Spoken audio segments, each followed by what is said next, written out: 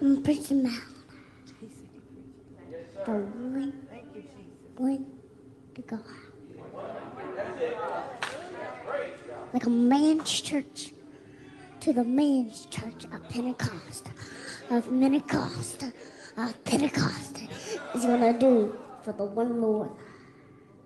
Mississippi, where that Jackson is. Remember, the Lord done for us.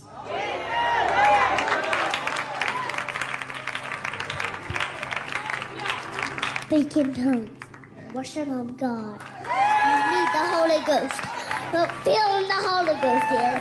That means you're speaking in tongues. He wants the money, what you give him. The red, white, it's the Lord as the words. He was on Pentecost of Anita's, Mississippi. The Lord is here. Dude, that kid.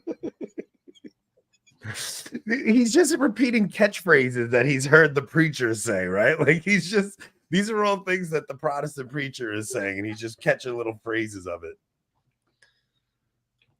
So anyway, Rob's mic is muted.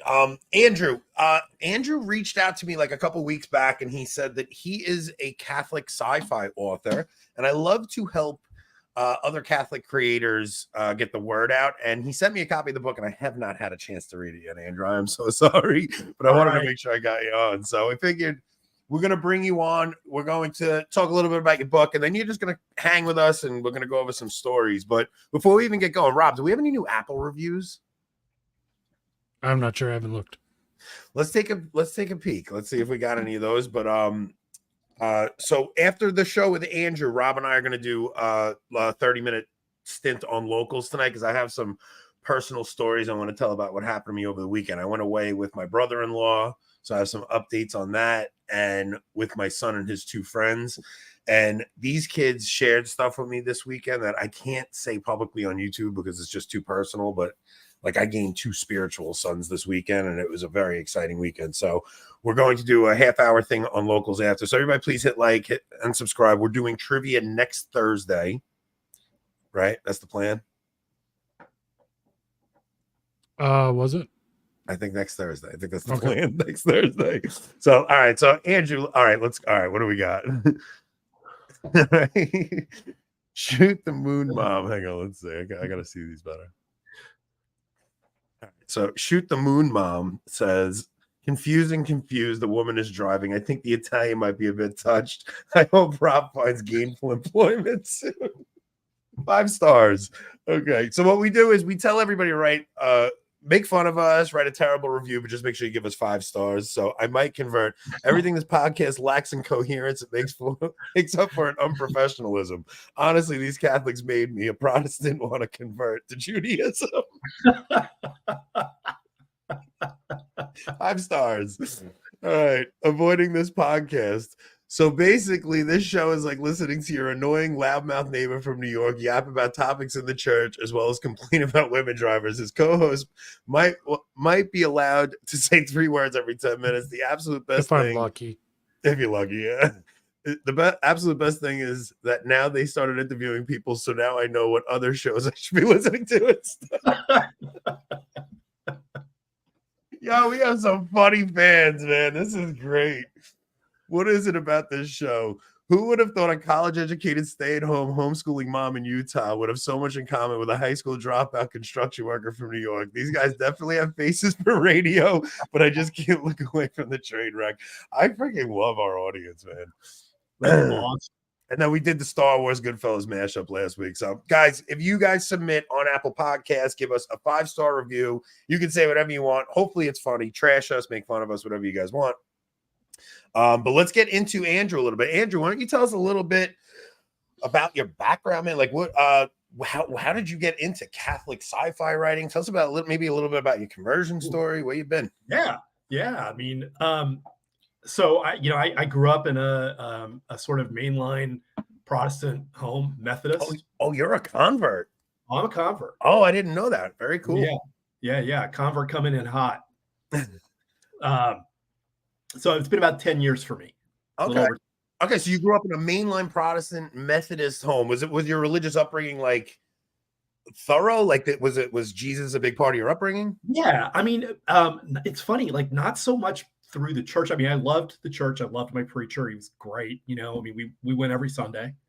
Um, but I went to an evangelical school, an elementary school, and honestly, like that's probably where most of my early formation came from, right? Because I mean, like if you ask me today, like what does it mean to be a Methodist? And no offense to any Methodists out there, you know, some of my best friends are Methodists, but like Yeah. I couldn't, I'm not sure I could tell you, right?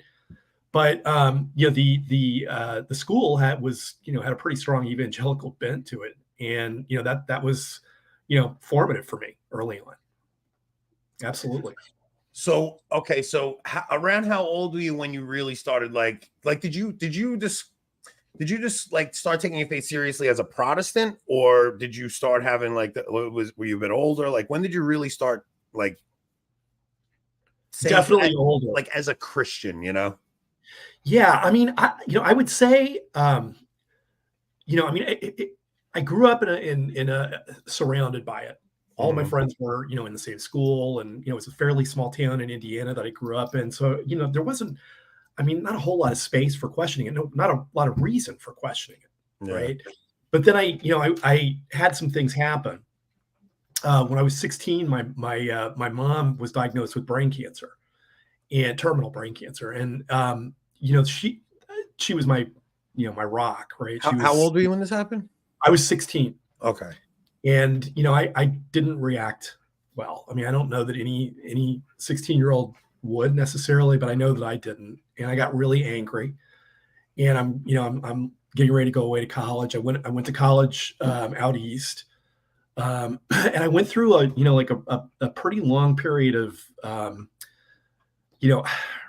so I tried really hard to be an atheist. That's what I wanted to be. I mean, I wanted to be an atheist so bad that I studied religion in school. That's like the number one way to become an atheist. Yeah. But I can never quite shake that early faith foundation. At a certain point, I mellowed out, and then it became more this kind of seeking agnosticism, for me, right? Like I living in New York, I'm working in the media business, not necessarily leading the healthiest or best of lifestyles, at the time. And, you get to a point where you start to go, what am I doing here? What does all of this mean? Like, what's the purpose of my life? Is there anything that I can really believe in anymore? And there were a few things that happened during that time that were really influential to me. One was just the pontificate of John Paul II. Yeah. I watched him from afar as a Protestant, and what I saw was just incredible courage. This old man, frail. How old are you now, Andrew? I'm 51. 51. Okay, so I just want to get an idea because I have vivid memories of John Paul II as well. Like, I don't think a lot of the younger Catholics don't realize what a magnanimous person John Paul II was. Like, he really, I mean, when he was before Gorbachev, the man's knees buckled. Like, he was like shaken from the authority John Paul II. This is all before the scandals came out too. So yeah. So okay. So all right. So John Paul II had an effect. He was hugely influential to me. And then I discovered a Catholic writer named Malachi Martin, Father Malachi Martin. Oh wow! Oh yeah, Father Martin. And honestly, I'm not sure I could even tell you how I found him. It's one of those things where I think those kind of books and those kind of people find you. How old were you when you found Malachi Martin? Must have been mid to late 20s. Okay. And I remember I read Windswept House. Okay. And it was the most terrifying book that I've ever read. It remains so to this day. Wow. And the effect that it had on me, I think, just at that point in my life was if the battle for this institution is this intense, if there's so much diabolical energy, being expended trying to capture and destroy the Catholic Church. I want to know more about that. Like I mean, I've got a little bit of a combative personality anyway, Yeah. and so I was like, well, maybe that might be a fight that I could get into. And the final thing that kind of happened at that time for me is I remember one afternoon I was just kind of wandering around in New York. I didn't have anything to do. I was at that point in New York that people get to sometimes where all of my friends, my smarter friends, had left. And like gotten married and like moved to the suburbs or moved back to wherever they were from, and they were having like real lives, and I was just kind of wandering around like, what am I doing here? I don't know what I'm doing here. And I wandered into Holy Innocents, yes, Holy Innocents. That's why I'll be there tomorrow. okay. And there was a Latin mass. Yeah. What year is this? Gosh, this would have been probably either 98 or 99. Because my first Latin mass was there also, and I accidentally walked in on it.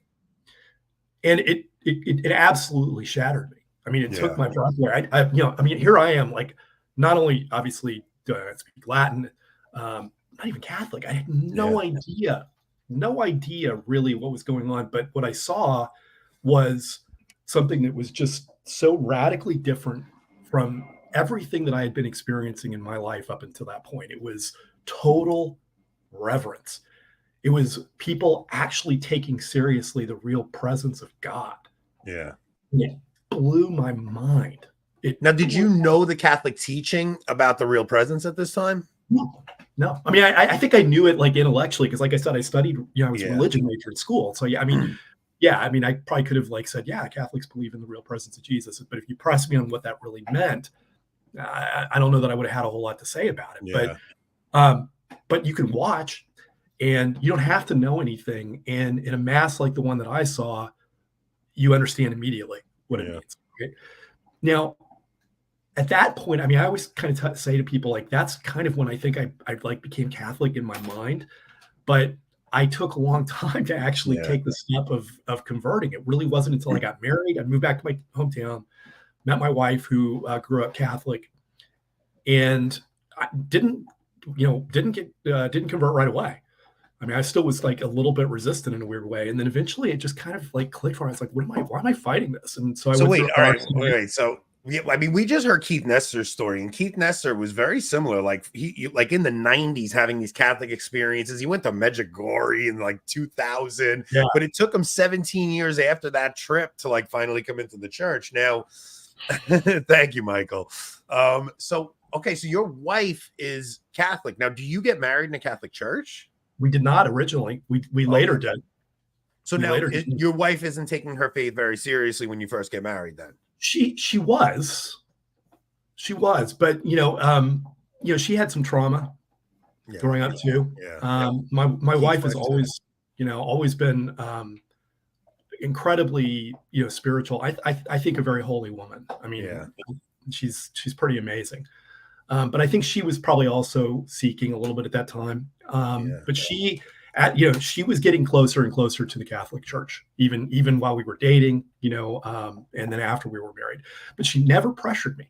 Yeah, she never pressured me. I mean, so she kind of started going there a little bit before you then. Yes, yeah, and then I would go with her to mass sometimes, and I was very resistant again for a while. I couldn't even tell you why, but I was like, I don't know if I want to do this. I'm not sure. I don't know. Jesus is enough. Yeah. So what happens that makes you actually start taking the idea seriously? I went to RCIA class, and I was very blessed. The RCIA class that I was in was led by a Benedictine monk. What diocese? This was in Louisville, Kentucky.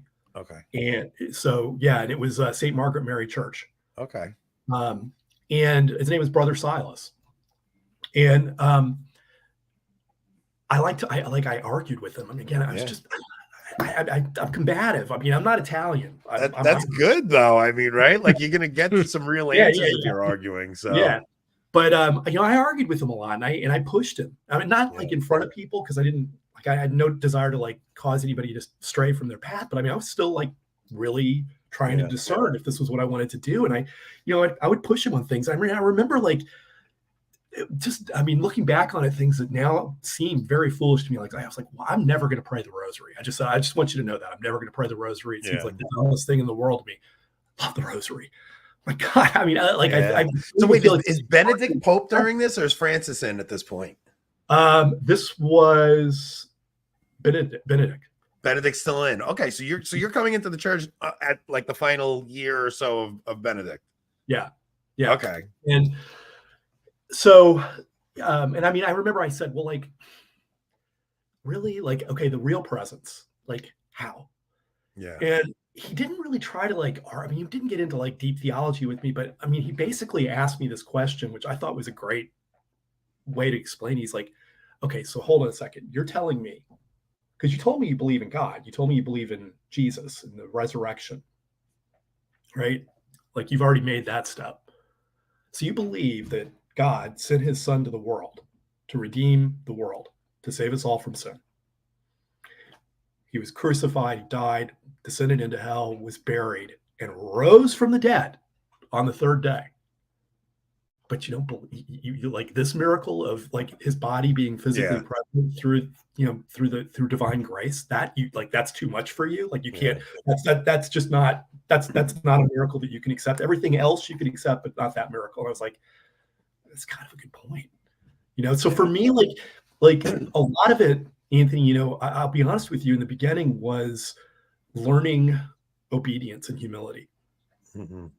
Like because what these beliefs did not necessarily come like naturally or easily to me, but what I knew, what I heard all the time was God saying, do you think you know? Do you really think you know all of this stuff? You really think you've got it all figured out? Why are you here? You think you've got it all figured out? You don't. You don't.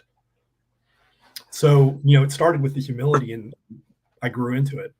So you started RCIA a little combative, not 100% sure you were going to take, but now by the end of the program, are you like, okay, grasping it or all in? Oh wow, that's pretty awesome. By the end of the program, yeah. So, very. What was your career at the time? I've had a kind of a weird career. Like I worked in technology for most of my life. That's what I was doing in New York. I was kind of there at the beginning of the internet. In fact, like my first job out of school was delivering mail for Jeff Bezos when he was still working at an investment bank. He'd go into his office. No joke. I mean, you go into his office, he'd have books piled up to the ceiling, right? Nobody knew what he did. He was really socially awkward guy. And I asked him one day, I was like, what are you trying to do here? This is 1994.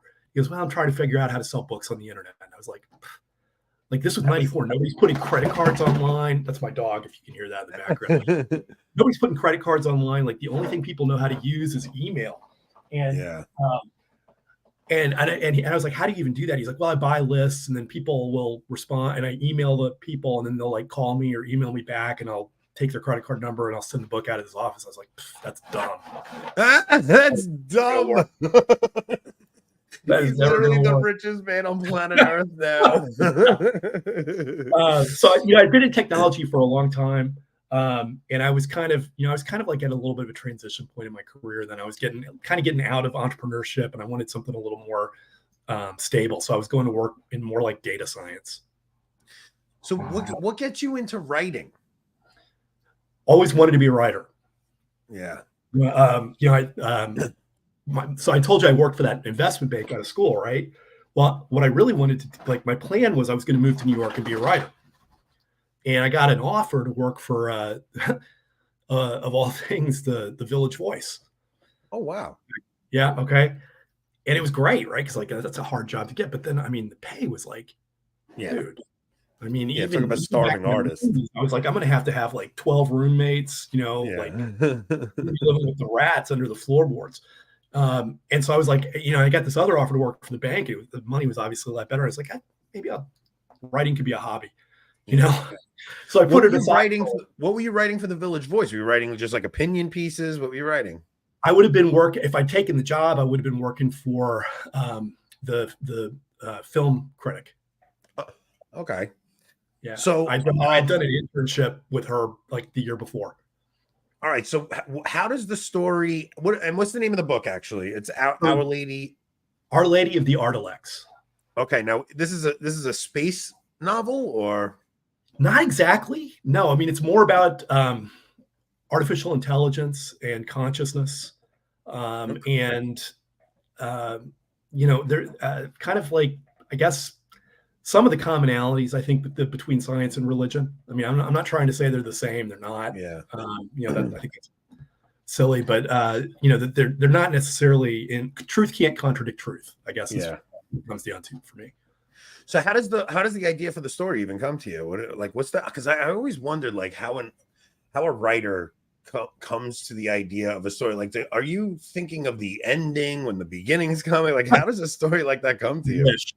I wish. There are different schools of thought on this, right? With writers, like they're one school is called plotters, and they're the ones that sit down and they'll have a spreadsheet and they'll outline every scene and they know exactly where to block the dialogue and how it's going to end and how long this section's going to be. That's great. The other school is called pantsers. George Martin calls them pantsers, and it's where you're flying by the seat of your pants. Yeah. And you just kind of start writing and let the characters take you where they want to go.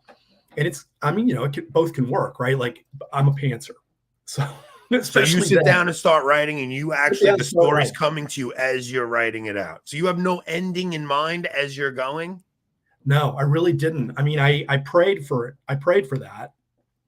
And my main prayer, I had kind of two main things that I wanted to do, or two main goals, right?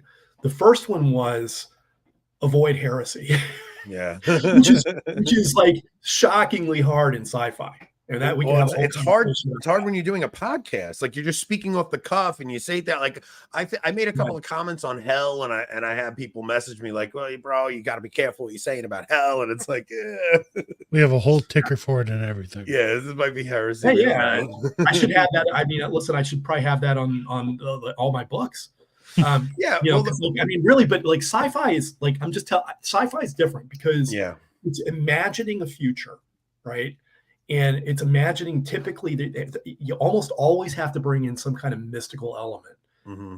But the culture of sci-fi is pretty anti-religious in general. Yeah. There are exceptions. There are always exceptions, right? It's not like a monolithic thing. But you'll notice if you read a lot of sci-fi, you're not going to find a whole lot of religion in the future as imagined by sci-fi writers. You want to know what's funny? I watched, I forgot what the heck show it was, but there was a show on about like people transferring their consciousness into like newer bodies and stuff. Well, maybe it was older, and they had the old Catholic Church in the show where it was I was like, oh, they still have like, there's still Catholics like saying for the record be doing this. No one should probably actually watch that show. Yeah, no, I wouldn't recommend it anyway. But to me, I remember watching that going, at least they get that right, because of course there's still Catholics saying you got to deal with life issues, and of course the mass is going to last until the end of time. That was pretty perceptive. I think Dune does a good job with sci-fi and religion. I love Dune. I mean, that was a formative book for me. Lord of the Rings, Dune, C.S. Lewis. I mean, these were the books I grew up with. Did you read Lord of the Rings as a Protestant? Yes. You did. And now, did you know that Tolkien was Catholic? Like, did you understand he was putting like Catholic themes in his book or anything? I did. I did. I didn't understand the depth of it. I didn't understand how deeply theological his writing was until much later, much later. And back then I used to think, well, if C.S. Lewis had a few more years with him, maybe he could have brought him over. Yeah, I think so. I really do. I really do, because but I think it's the other way. I think Lewis was. That's what I thought you meant. Okay, yeah, I think Tolkien definitely would have brought Lewis over to the. I think so too. Yeah. I think so too. I think Lewis. Look, I think Lewis is as close to being a Catholic as you can be without actually being Catholic, and I think it's because he's an Ulster Irishman. He reminds me of Calvin Robinson, where Calvin Robinson says he's Anglican, but he has very Catholic thinking. He thinks like a Catholic. Like Lewis, I mean, The Great Divorce is about purgatory. It's about, there's these scenes in The Great Divorce that are so vivid where the mother whose son passes before her and she gets to purgatory and she insists on seeing her son, and the angel comes to her and he's like, no, you can't see your son yet. And she goes, what kind of God wouldn't let me see my son? And she goes to hell because she doesn't want to let go of her son to be able to go to heaven. And then she wants to bring her son down to hell with her. It really shows you the human condition and how like we like misery loves company, and we don't want to be in hell alone. We want to drag others down. C.S. Lewis is that book is really one of my favorite books. Yeah, I mean, I honestly like. I feel like almost every word he ever wrote was just brilliant. I mean, it's so modern. It's so like applicable, to the world today. I think he's terrific. But yeah, I mean, the first goal was avoid heresy, right? Yeah. The second goal, honestly, was don't be preachy, because it's boring. I mean, like, I'm not a theologian. I mean, I love theology. I think there's a lot of theology in the book if people are looking for it, they're interested. But I mean, do you like Michael D. O'Brien? I do. Yeah, the Father Elijah series. Not just Father Elijah. He did one, A Journey to Alpha Centauri. Did you ever read that? I have not read it. I know that he wrote a science fiction, but I've heard it's great. I like it almost as much as Father Elijah. Like, Father Elijah is an apocalyptic novel, but Journey to Alpha Centauri is just a good sci-fi novel. Now, it's not too preachy. It's about a man who lost his faith, and he gets this. He invents like a way to help them travel to Alpha Centauri. Like, he helps them. Like, he creates something to help the spaceship, so he gets a free ride on the spaceship. And while he's there, all these weird things start happening, and like this totalitarian system is in place on the people, and he starts having somebody like influence him in like just Catholic ways of thinking. But he does a really good job of not being too preachy, putting Catholicism in the book, and staying with the story. You would probably really enjoy that book. Yeah, I've got to read it someday. It's funny though, like I used to read a lot more, and now that I write, I don't have time to read. Yeah. It's like, it's either writing or I'm like doing research on a book that I'm working on. So was this your first attempt at a book? Was it at a novel? It was, yeah. It was, wow. Yeah, and I didn't know, I just didn't know what I was getting into, and it was hard. It was really hard, and it was just, I just prayed for persistence and guidance. What year did you start writing it? The whole thing came together. The book came together in 6 months. The actual writing of it, but the thinking about it, the themes, the ideas in it, I mean, that's kind of like a lifetime. I mean, there's a lot of personal stuff that found its way in there. So what year was that? So I started in October of 2021, and I finished in April of 2022. Okay. So now you're all right. So obviously avoid heresy. Now, are you taking a lot of things from your own life? Like, are you like when you create a character, is it somebody and you're just changing their name and developing a personality that you're already familiar with? Like, how do you do that? Not usually. I mean, in some of the characters, there's obviously there's parts of myself in a lot of the characters. I mean, but certainly in the main character, he's an exorcist who left a life that he had before as he was a neuroscientist. Yeah. Right. So he's kind of got this, and he's, kind of has this war going on between, science and faith, and, just trying to figure out what his place is and all of that, and where the truth lies. And so there's a lot of me in that, but no, I mean, mostly the characters. It's funny. Like, for me, again, just the way that I write, like I try to let the characters just be, and try to just kind of let them have their own life, as opposed to trying to impose things on them. So what was the reception to the book when you finally got it out? Now, did you self-publish it? Did you actually? You did. You self-published it. I'm way too impatient for traditional publishing. Yeah. Like, it takes, so you've got to query, you've got to find an agent. The agents all have these checklists. It's got to fit this category, this category, this category, that category. There are 20 of them. If you miss one of them, it doesn't even get read. It takes years sometimes to find an agent. Then once you get the agent, then they have to go sell it to the publisher, and that takes years. No, I'm not doing that. So in 2023, you really don't need a publisher anymore. Like, you can self-publish now. You can. And I mean, I'm a marketer. So, like, you know what I mean? Like, the thing that discourages people from self-publishing often is they're like, well, I don't know how to do marketing. It scares me. I don't want to do it. I just want to write. Well, I kind of like marketing, Yeah. I self-published it.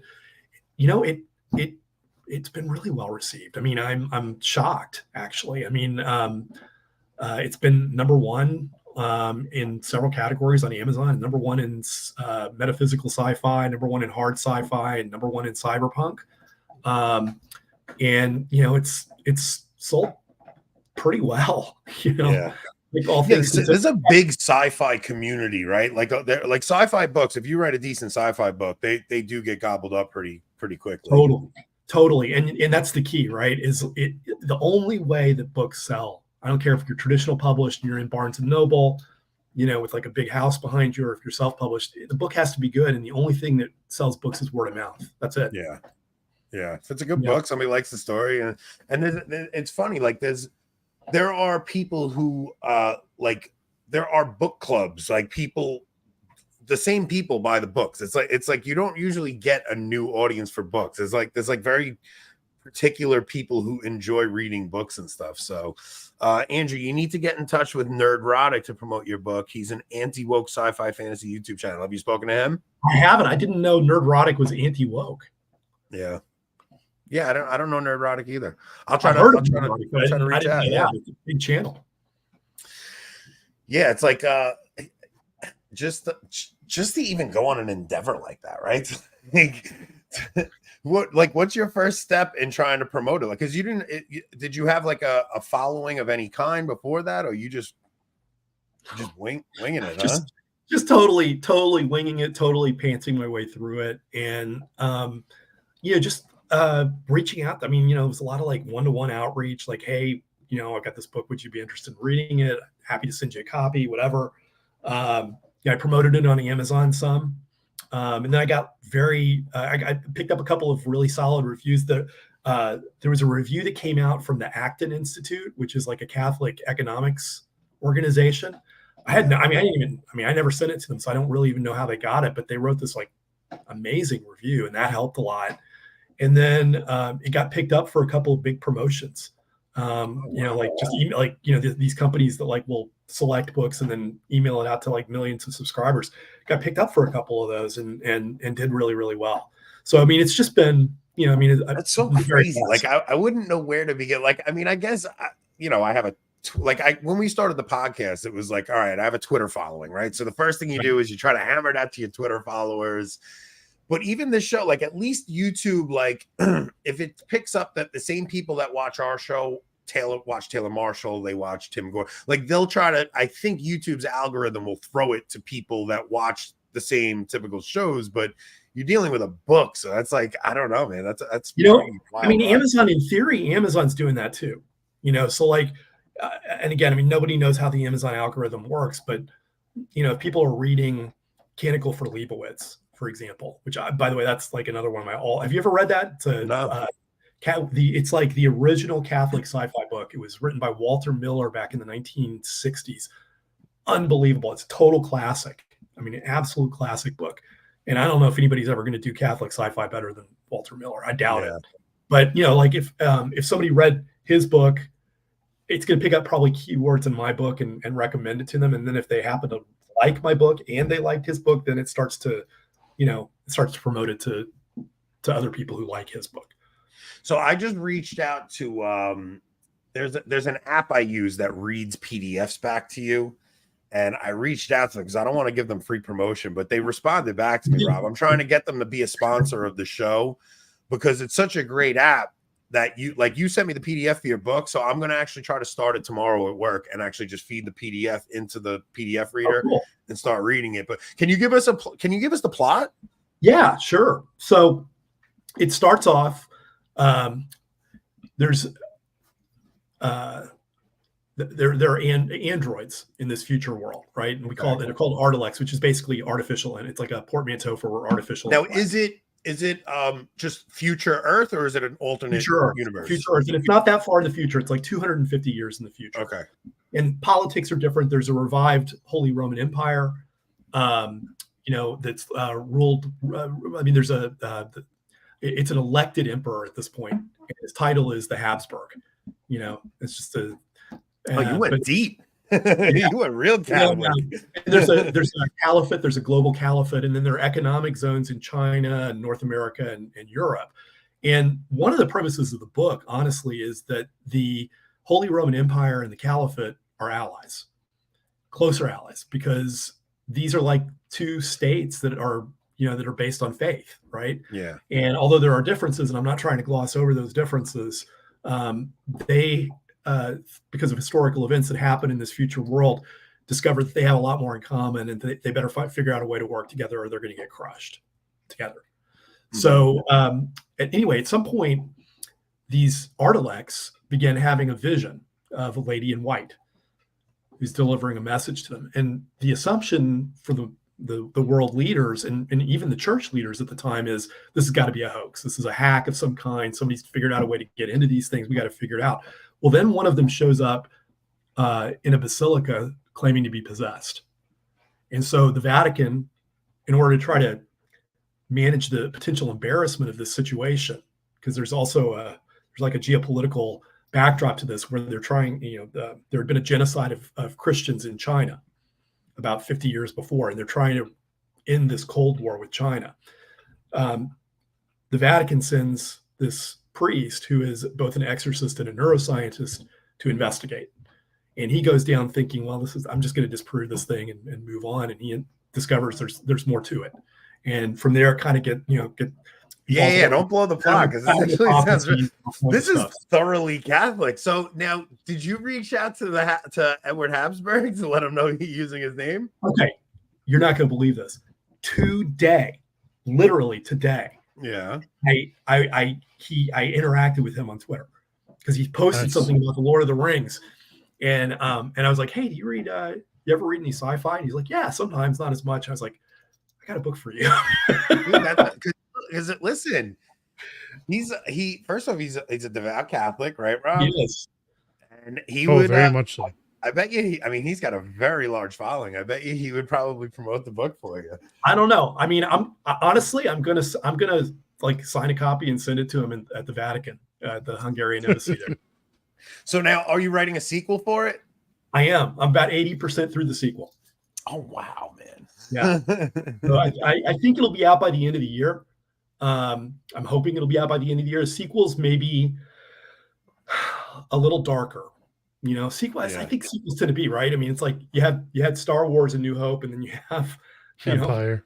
Empire Strikes Back, right? And then there should be a third book in the series if it doesn't kill me.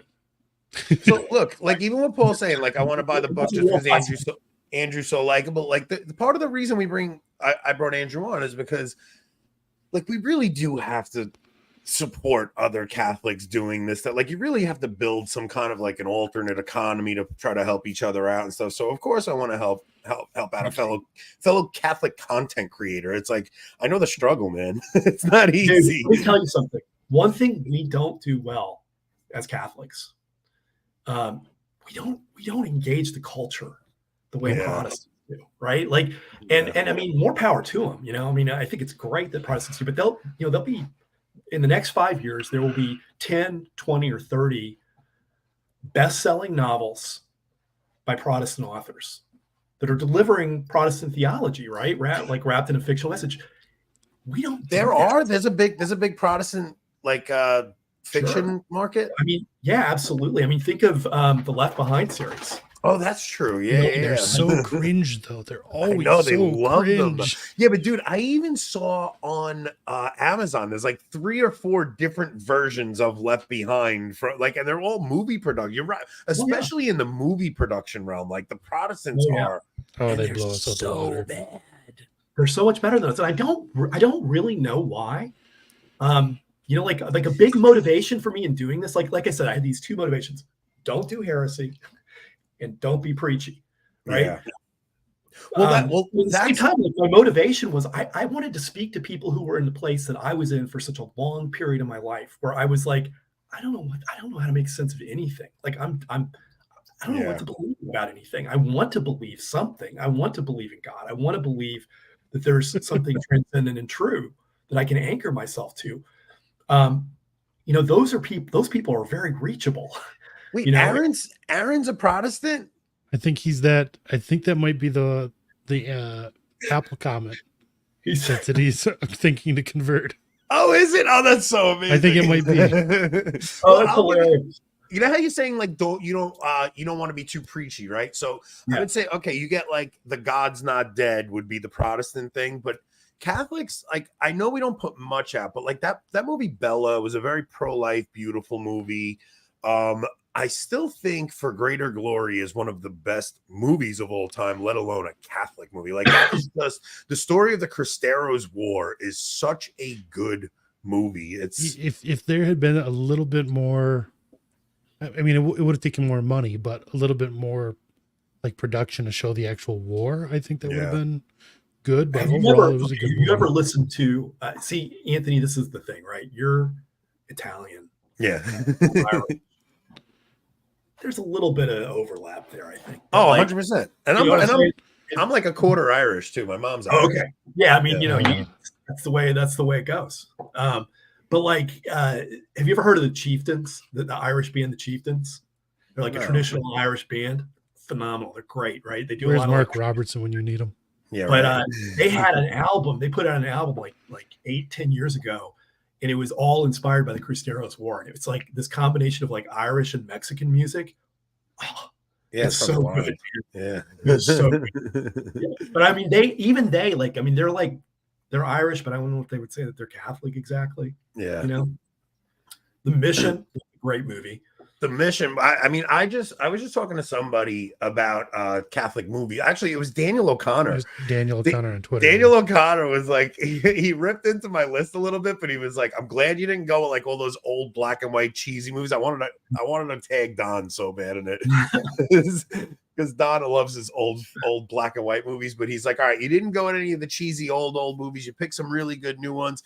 He's not crazy about the Mission because of like the last tagline in it or something. But I think the Mission, especially the ending, shows the difference in true holiness versus liberation theology, false holiness. Like, totally, it does, right? Totally. So you have Jeremy Irons' character shows what like true holiness is, where he just is willing to die doing a procession with the Eucharist, where De Niro's character goes to war to fight for the downtrodden. And it's like, no, you could see which one's the righteous path there.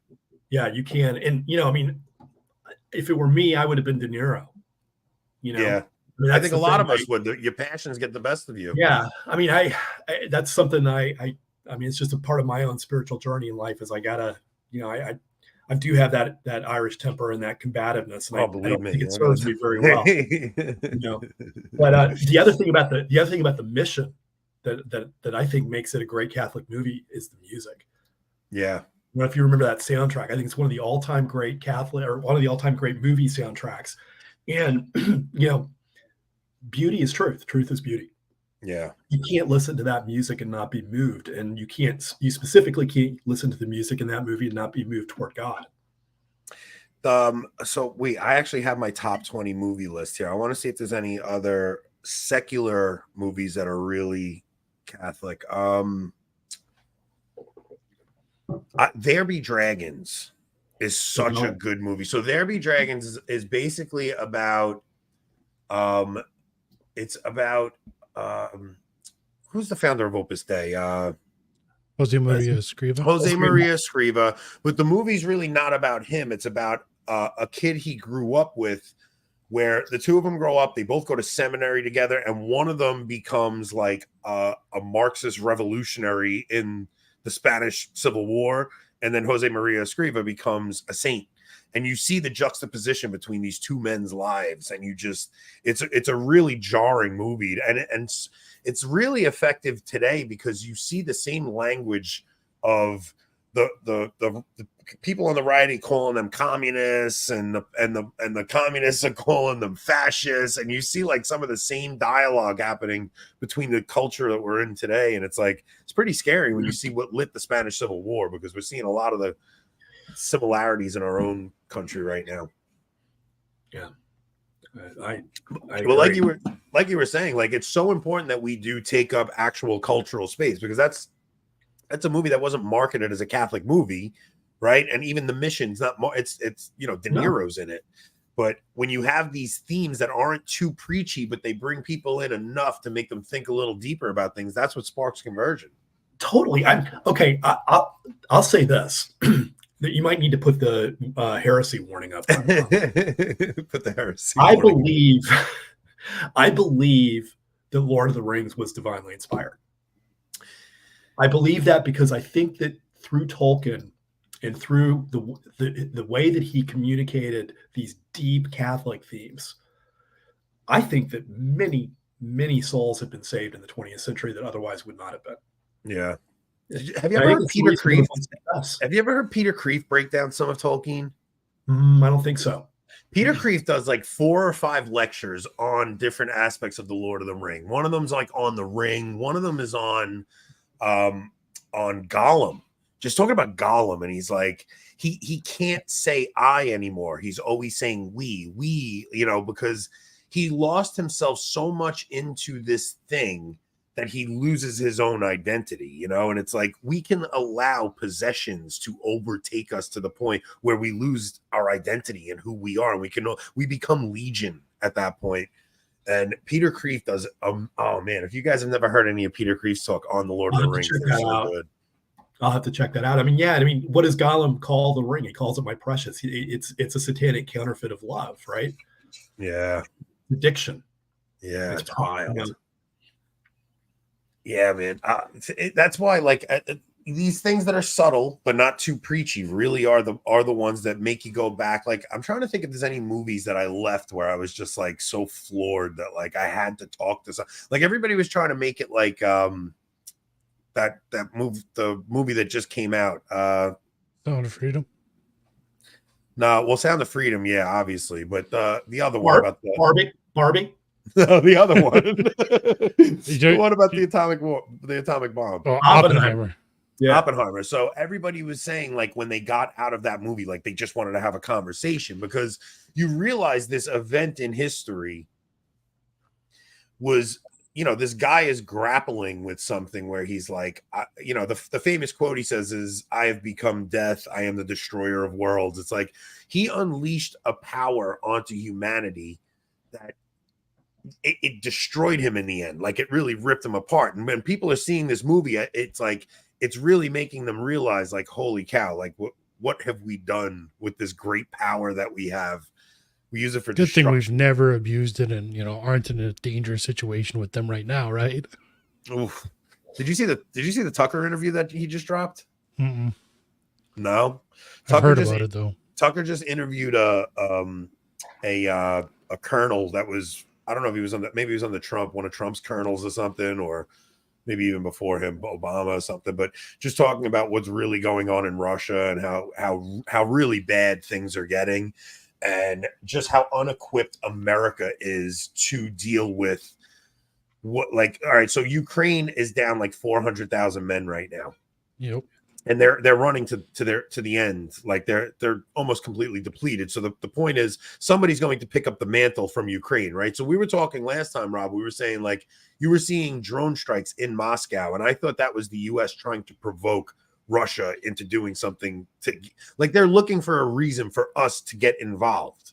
And this general was just saying, like, the American army right now is so disjointed. Right now there's 25,000 infantrymen ready to fight right now. 25,000 against Russia's 700,000. And Russia is in full war mode, right? So, in other words, yeah. their factories are manufacturing bombs. Like, we would be so far behind in that. We can't produce enough artillery shells in a year in what Russia is using in less than a month. That's crazy. Dude, you really think about, like, how, and now they're reporting that Russia's Wagner group, their mercenary company, basically their Blackwater, Wagner group is now in Niger, preparing for war in Africa there. Oh my gosh, man, this is, I just have such fear of my son getting drafted, because he's 17 and he's going to be 18, and I just see where this whole thing's going. But all right, you guys want to just do some Catholic news now, and we'll get into that. So, guys, we'll promote it again before we leave. But guys, support Catholic creators, man. Go buy Andrew's book. How much is the book? Is it expensive? Oh no, it's $7.99, I think, for the digital. and like I think $16.99 on Amazon for the paperback. But honestly, often it's cheaper than that because I discount it all the time. In fact, it was free for a long time. If you have Kindle Unlimited, it is free right now. Actually, is it really? If you have the Kindle subscription. So it's free on Kindle Unlimited always. All right, so I grabbed 2 articles that I sent to Rob. Rob, you want to actually play the other video first? We were just talking about good Catholic music, weren't we? Yeah, this is great Catholic guys. We're gonna play some good Catholic music right now. Ready? Oh boy! Everybody, gear up. Everyone. Here we go. Hold on. Okay, here we go.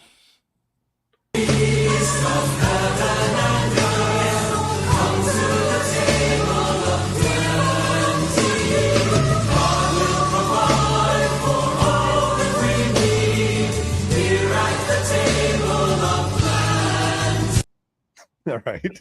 I'm sorry, guys. First, I missed that song. But all right. So an article came out in the American Thinker. And this article is written by a non-Catholic. And it had the reason I wanted to go over this is because it has a lot to do with the conversations I have with these young men over the weekend. And I really think the Danielic Mystery series we did, Rob, where people I think the way to evangelize now is to really bring people back to let them understand the paganism that existed before Christianity, because people don't realize how vicious these gods were. But he gets into it a little bit here. So this guy's name is Andrew Widberg. I think he might be Amish. Pretty sure he is. So we say Amish for the people of the Old Covenant just to avoid censorship. Okay, so I'm not Catholic, but I have an abiding respect for Catholicism's role in bringing down paganism, that dominated Europe before the church took over. At least one Catholic cardinal, though, seems to have forgotten that time. How else can we explain Cardinal Cupich's decision to participate in a Wiccan organized conference to enrich his faith? Before the Jews, the world was entirely pagan. People across the known world worshiped a panoply of gods tied to the visible and invisible phenomena of the earth. The gods didn't provide an overarching morality. Instead, they were capricious beings that constantly needed to be placated, and they especially liked blood, whether animal or human. The stories of the Roman gods are a soap opera of vanity, matricide, patricide, incest, insanity, and random violence. The Jews brought something new, a single invisible God who had a powerful moral code that he demanded of his followers. The shorthand for this ethical monotheism through Jesus, through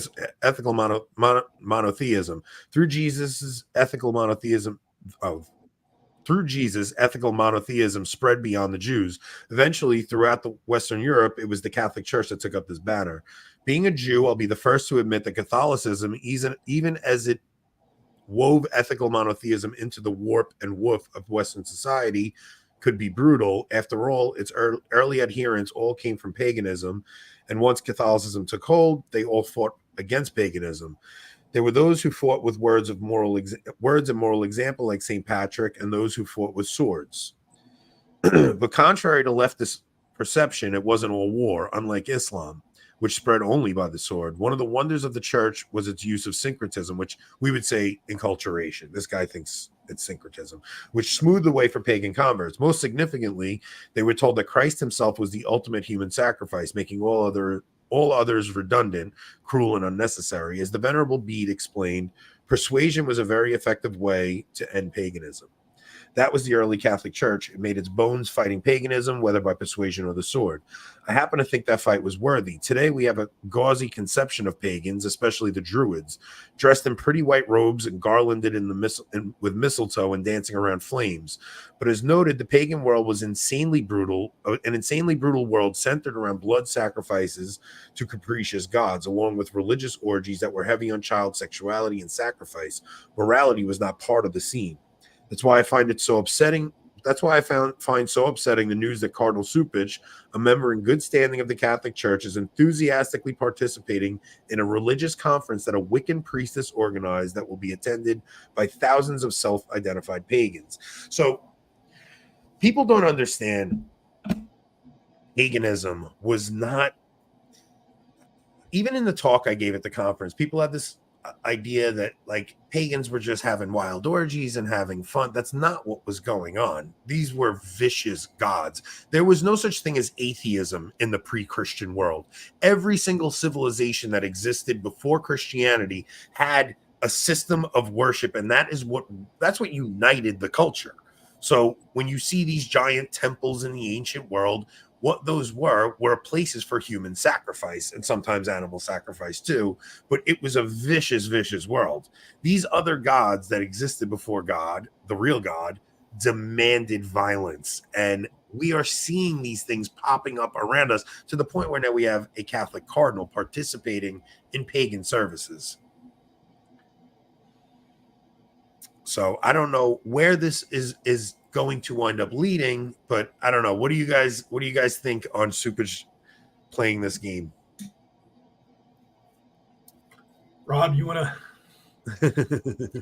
Well, so the event is called the 2023 Parliament of the World's Religions.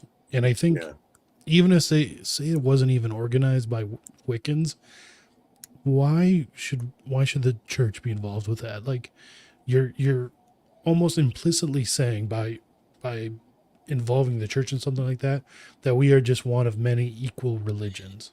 Like that's what you're implicitly telling people. Where if you stand back, if you have the church stand back and say, no, we won't be a part of that, well, then it sets us apart, which we should. The church is called to be set apart from the rest of the world. Yeah, Andrew, as a convert coming in, is this the Catholicism you signed up for? What do you think of the situation? So, I mean, I'll say this to begin with. I didn't become a Catholic in order to nail 99 theses to the church floor. You know what I mean? Yeah. Like my Catholicism is rooted in obedience. Yeah. And I hope, I hope humility. But man, does the hierarchy make it hard to trust sometimes. I think the worst. Like, thank God we have the promise of Christ, because that the gates of hell won't prevail against us, because it often seems like our leaders are doing everything they possibly can to throw open our gates. I think ecumenism is one of those things where it's like, I mean, up until recently, I always thought ecumenism was the attempt to have a little bit of a softer dialogue with other Christian denominations to try to give them the truth of the Catholic faith, but not with such a harsh tone, right? Like where before the council, it was like we were just anathematizing, and it was like, if you're not Catholic, you're going to hell. Where I thought that the idea was, okay, we'll sit and have conversations, but the end goal was always to bring everyone into unity with the Catholic Church. And it doesn't seem like it seems like we're having this more coexist kind of mentality at this point.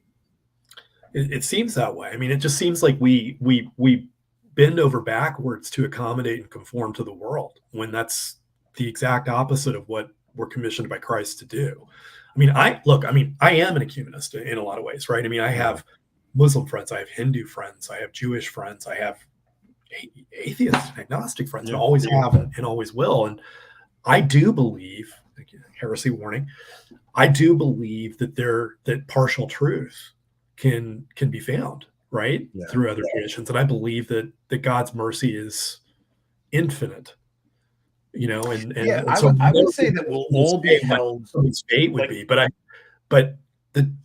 if our leaders won't defend us, then what are we supposed to do? Like, if they won't actually, defend the deposit of faith and Catholic dogma, well, why are they there? The funniest thing is that this is written by a Jewish man, right? I mean, this isn't written by a Protestant. This is written by a Jewish man. It's not even a Catholic, because we do get a lot of Catholic critique of the hierarchy now. This is a Jewish guy saying, "Hey, what are you even playing games with?" Like, especially when you look at Judaism, is such a strange thing to me, because it's like they don't see that the way the God of Abraham, Isaac, and Jacob was, I mean, all of his promises were fulfilled in Christianity. It's like they just completely miss over that we all call Abraham father, like his descendants will be as many as the stars if you could see them, and that's how that's accomplished. But for a Jewish person to be saying, hey, you guys are playing games with some of the most vicious elements that the world has ever seen. Like, this is dangerous. This is not just ecumenism with other Christian denominations. This is something very dangerous. Like, and the idea that we are just one among a plethora of these gods is very, very scary to me. The especially with, because I don't want to make this about the hierarchy. It's just one of those things that really does make me nervous. If ecumenism is not going to be about uniting people all under one, under the Roman Catholic Church, then it is pointless. Now, the idea of, I know people struggle with no salvation outside the church, and that's a hard one, and there should be ecumenism to try to say the truth softer, but I do think there's an element of every one of us are going to be judged by how we responded to the grace God gave us in our lives, right? I mean, is that heretical to say? Like, I think every one of us at our judgment are going to just stand before God, and we will be held to account for how we responded to the grace he gave us. Yeah, I mean, I'm struggling, here, because again, I want to be obedient, and I want to think the best of people. I certainly want to give people the benefit of the doubt. It would depend. I mean, I'd be curious what is Cardinal Cupich going to say when he goes to this. I mean, that's a good question. Jesus sat down with sinners. We're all sinners. I mean, like, came to earth, which is the place where sinners live. Yeah, I just think the optics of it are very scary. But he didn't accommodate the sin. He didn't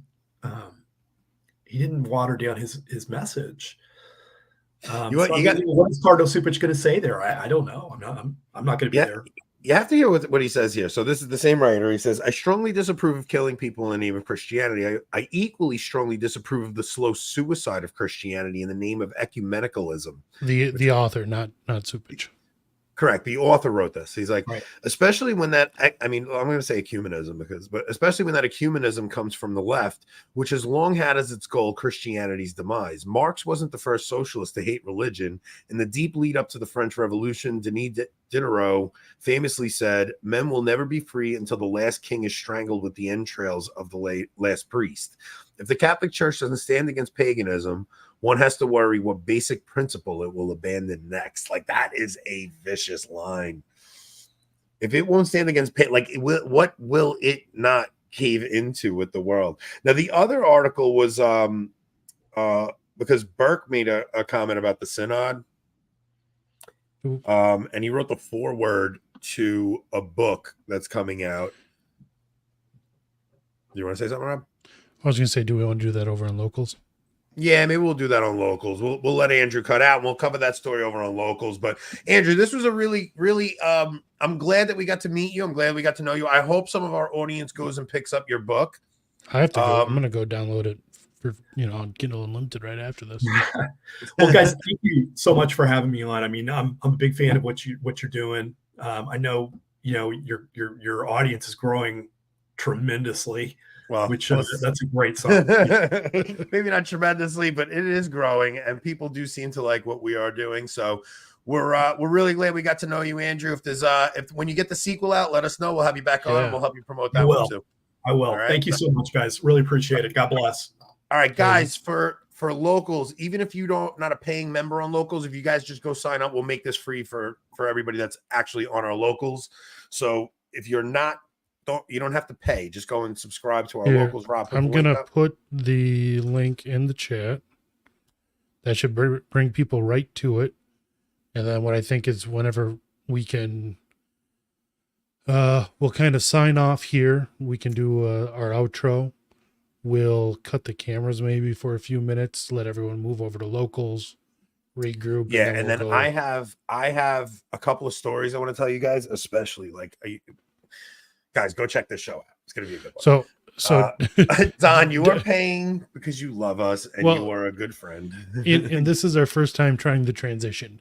So I don't want to, only have We're just testing it right now. And we're also trying to build the locals audience up, and then it's eventually going to be, we're going to have strictly paid content for you guys. But also when you're a paid member, you can comment on the locals. If you're not a paid member, you can't comment. Can you be in the live chat? Like in the live chat on locals, you can't comment if you're not a paying member. Oh, okay. That's what Carl Straho told me. So Carl joined our locals and he told me I couldn't comment because I wasn't, and now he's paying, so he'll be able to comment. So I'm seeing people jump into the locals chat now. So yeah, guys, head over to locals. This show was actually streaming on locals the entire time, and Rob's going to transition. I'm going to assist in his transition. Okay, so we're going to kind of sign out here with like we usually do, and then we'll transition over. All right, see you guys on local.